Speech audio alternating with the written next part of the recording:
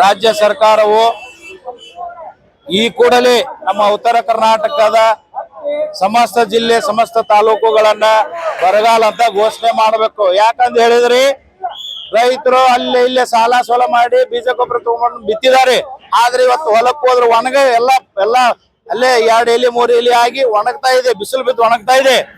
ಆದ್ರಿಂದ ಸಂಪೂರ್ಣ ನಮ್ಮ ಉತ್ತರ ಕರ್ನಾಟಕದ ಸಮಸ್ತ ಜಿಲ್ಲೆಯ ತಾಲೂಕುಗಳನ್ನ ಬರಗಾಲ ಅಂತ ಘೋಷಣೆ ಮಾಡಬೇಕು. ಒಂದೇದು ಮಹದಾಯಿ ಕಸ ಬಂಡೂರಿ ಕಾಮಗಾರಿಯನ್ನು ಶೀಘ್ರದಲ್ಲೇ ಪ್ರಾರಂಭ ಮಾಡಬೇಕು. ಮತ್ತು ರೈತರು ಬೆಳೆ ವಿಮೆ ತುಂಬಿದ್ದಾರೆ, ಬೆಳೆ ವಿಮೆ ತುಂಬಿದ್ದನ್ನ ಮರುಪಾವತಿ ಮಾಡಿಲ್ಲ. ಈ ಕೂಡಲೇ ಬೆಳೆ ವಿಮೆಯನ್ನು ಮರುಪಾವತಿ ಮಾಡುವಂತ ವ್ಯವಸ್ಥೆ ಮಾಡಬೇಕು. ಮತ್ತು ರೈತರ ಹೊಲಗಳಿಗೆ ಹೋಗಲು ಎತ್ತು ಚಕ್ಕಡಿ ಹೋಗಲು ರಸ್ತೆ ನಿರ್ಮಿಸಿ ಬ್ರಿಡ್ಜ್ ನಿರ್ಮಿಸಿ ಕೊಡಬೇಕು. ಮತ್ತು ನಮ್ಮ ರೈತರ ಬೋರ್ವೆಲ್ಗಳಿದಾವೆ. ಇವತ್ತು ರಾಜ್ಯ ಸರ್ಕಾರವು ಕೆಇಬಿ ಎಸ್ಕಾಂ ಅನ್ನ ಖಾಸಗೀಕರಣ ಮಾಡ್ತಾ ಇದ್ದಾರೆ. ಇದಕ್ಕೆ ನಾವು ತೀವ್ರವಾಗಿ ಖಂಡಿಸ್ತೇವೆ. ಹುಬ್ಬಳ್ಳಿ ತಾಲೂಕ್ ಧಾರವಾಡ ಜಿಲ್ಲಾ ಕುಶುಗಲ್ಲ ಮಹಿಳೆ ಚನ್ನಬಸವ್ವ ಶ್ರೀಮತಿ ನೆಲಗುಡ್ಡ ಅದ.